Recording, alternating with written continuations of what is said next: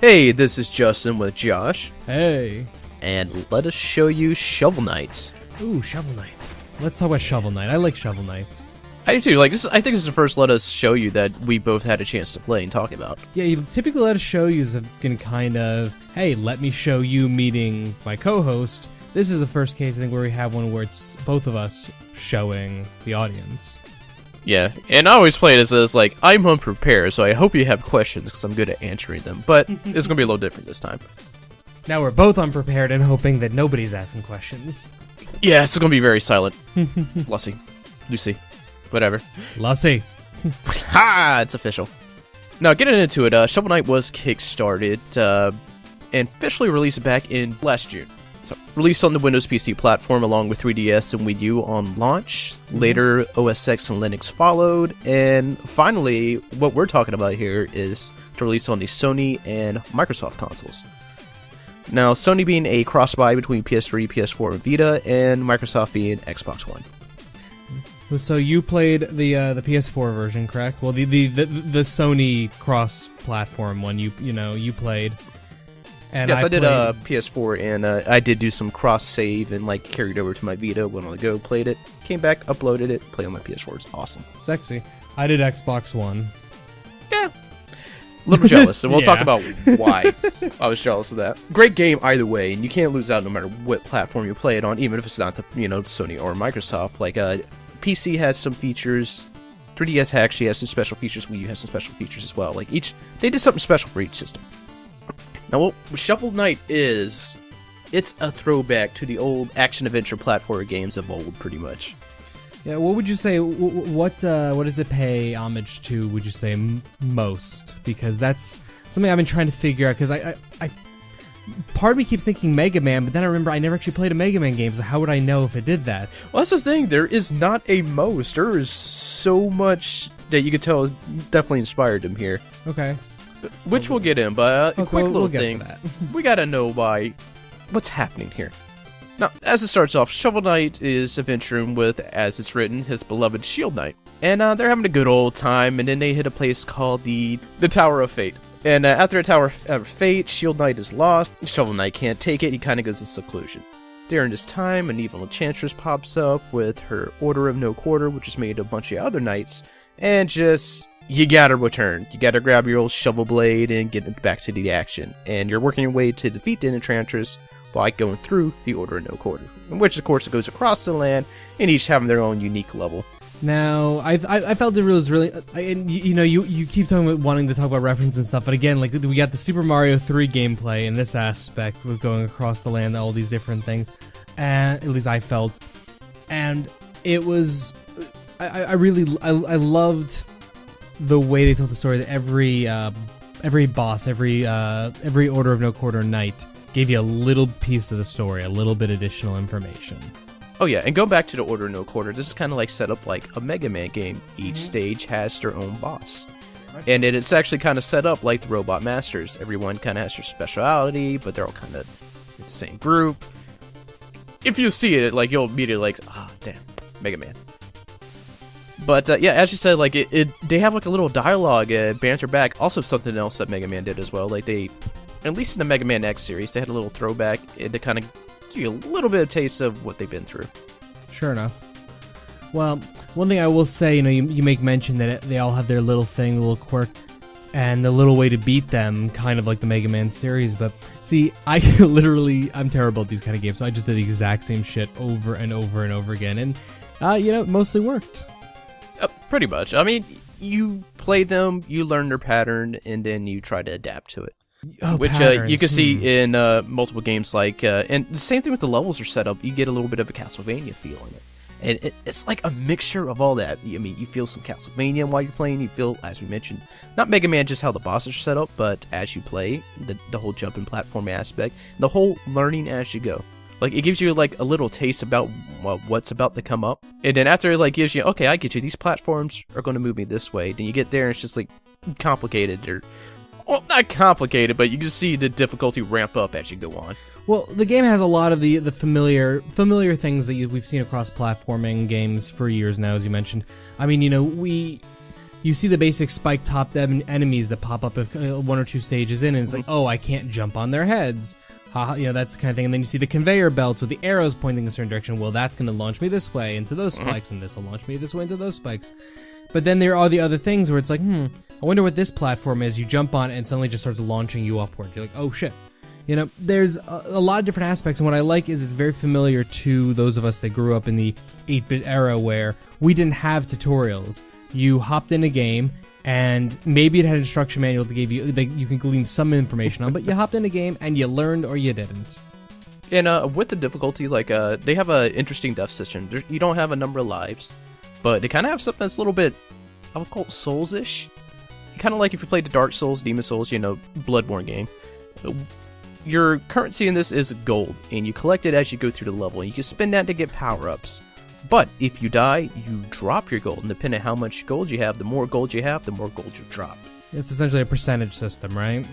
Yes. Now, you have a chance to collect that gold if you get back to it without dying. But if you die, that gold you lost previously will be gone, and you lose more gold. Which usually ended up with me starting a level with 9,000 gold, and somehow getting to the second checkpoint and only having 1,400 because I would become obsessed with trying to get the gold that I had dropped. Even though, and you just lose more and more and more trying to get, and then you just keep backtracking, and you're just like, wait a second. I've already unlocked everything, what am I doing? Keep moving. That's what is the problem. Yeah, it gets punishing, but traveling across the land, you mentioned Super Mario Brothers, it is that top-down, since Mario Brothers 3, top-down map. And with the Order of No Order, there's also random encounters, other bosses, and sometimes a little level. And that's also kind of reminiscent back to the Mario days where, you'll run into the Hammer Brother and it just pops up. Well, no, so yeah, there's definitely things like the Hammer Brothers, the random encounters. Before we get the random encounters, though, I do just want to double back and just make one comment about the punishing thing and the death penalty system. I feel the death penalty system's a little cheap because once you've unlocked everything, once you've bought everything, losing money's not a big deal. Yeah, but then you gotta get, achievements or trophies and get that, hold 50,000 gold. Yeah, there's that one. So for the achievement aspect, it definitely still is punishing. But if you're looking for just purely, kicking ass at the game kind of thing, which is more my mentality, then it's not as punishing. But to the random encounters, there's definitely much like the Hammer Brothers around the map that I did enjoy those random things. I mean, it's particularly when, the random other heroes, or I forget what the exact term they used in the game. I think they're just wandering heroes. Wandering heroes, yeah. But as you mentioned that, to go through the game, you can beat the game if you just hammering at it. And, I guess, how long did it take you to beat? I think I have, 20 hours. Jeez! No, it took me 8. the achievement. There's an achievement to finish the entire game in 1.5 hours. Yeah, it took me 1 hour and 15 minutes to finish the first level. Okay, yeah, either. But let's get back to how much they nail the classic 8-bit aesthetic. First, of course, the look looks great, but I kind of upgraded. I mean, they do some nice animations with this 8-bit look. But the thing I love about it, and they nail about the older games, is the music. It is in your face, as it should be.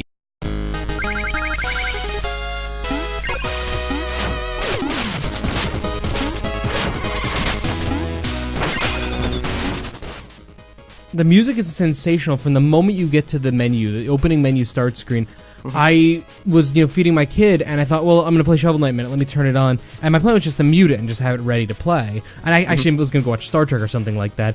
The music started, and I was like, shit, I'm just going to keep this playing. I think I just kept the menu screen playing for 30 minutes. And it got repetitive after a while, sure, it's, But it was still really awesome, and every level's music's great, to the point that you can find, music sheets for the bard to play throughout the game. And that's a great feature because it's the old music select feature in the options from classic games. I can't get over the music and the fact it is how it should be. Games nowadays, the music's not as up front. Very rarely. Some games I just turn it down, or I can play it with muted. If I go back and play something like Castlevania, Mega Man, I gotta have that music playing. That's part of the experience. Shovel Knight falls under that as well for me because I had to play one level muted. Just because I forget why, but for some reason I had to mute the game, and it was a level I'd already done, and for the life of me, I could not. It was like, I think it might have been even the first level. I couldn't do anything, even once I'd learned the game. Like, I was incapable of playing, because that music sets the tone. It sets how your rhythm of your own body and your hand moves. And to kind of bring it back into, like, what makes this a, current gen game is just how it feels. Like, the controls are super responsive. If you die, it's kind of your fault. When you jump, you know where you're going to land. You have full control when you're in the air. When you hit, you know what happens. And, you can kind of, like, use that to kind of get ahead of them. And you know how far you fall back. And there are different armors that kind of, like, change some of the, I guess you won't call it physics, but how things react to you when you get hit. Well, when you die, or...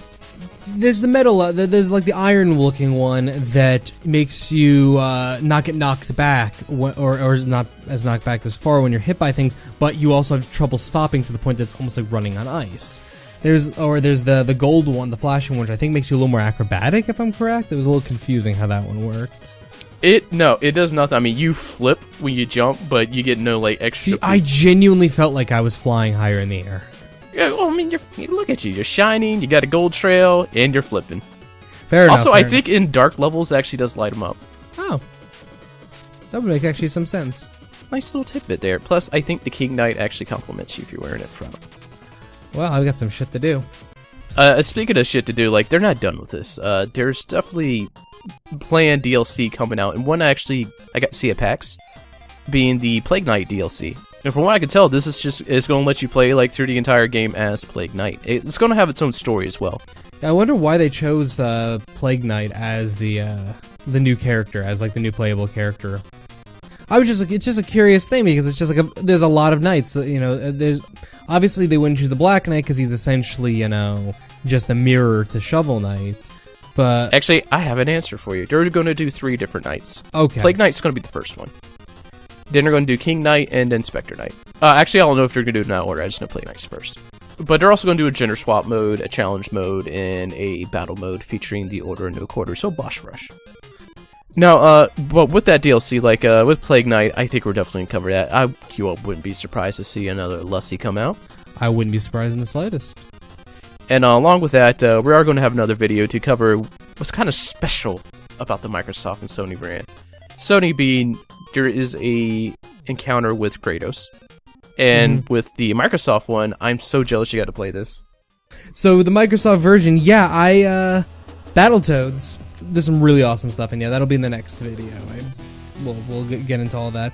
But I will say that the Battletoads encounter is, and everything related to it, is a lot of fun. Yeah, and the Kratos fight is fun enough. I do love what you get after it. Yeah, I think that's about everything. Now, the one thing, I actually will have a written review of Shovel Knight, hopefully sometime in conjunction with this video. The big problem I've been running into with it is a problem I keep running into, that I keep giving good reviews to games, and just, if this isn't obvious, this is probably a perfect 5 out of 5 for us.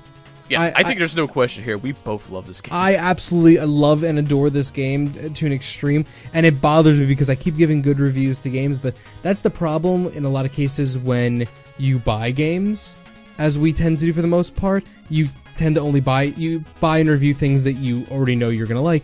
Now, I will say that this was one of the first cases where we actually got review copies. I was actually getting ready to buy this. You're like, hey, yep, do you wanna do a video for this? Like, what? I've been holding off on buying Shovel Knight. I almost bought it on the Wii U. I thought about it's been on my Steam wishlist for a while. I thought about buying it, and I was like, I'll just buy it when the summer thing comes up. And then we got review copies for both systems, and we're like, shit, let's just jump on this. And yeah, to be clear, we're not giving good reviews just because we got review copies. This game is just that damn good, and you probably already know this because it's been out since June of last year, and you probably have heard people tell you. And that's the thing: is buy Shovel Knight. Just go buy Shovel Knight. You have the money, go buy it. Done. Thumbs up. You can really dig it. Yeah, that's it. So, yeah, we love it. Go buy it. The game's amazing. And on that note, I think that's the sign-off.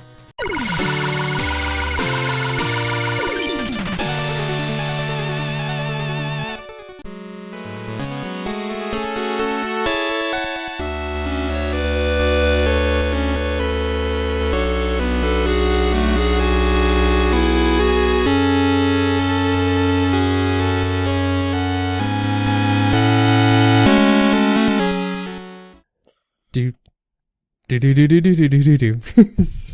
Do-do-do-do-do-do-do-do. We have our own outro, Yeah, I'm aware. Playing right now.